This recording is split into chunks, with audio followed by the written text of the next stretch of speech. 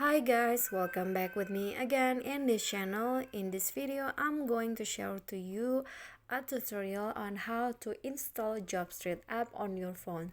So if you're a JobStreet user, maybe you're used to use the JobStreet on your browser or on your computer, but you can use it also on your mobile phones because it has its application, and then I'm going to show you how to install it. So go to the Play Store and then search for JobStreet in the search column.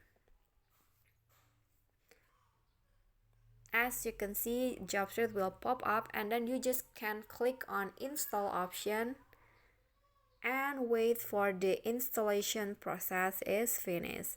And then if you already have an account, you can just log in into your account. But if you haven't, you can just sign up, or you can make an account on the app.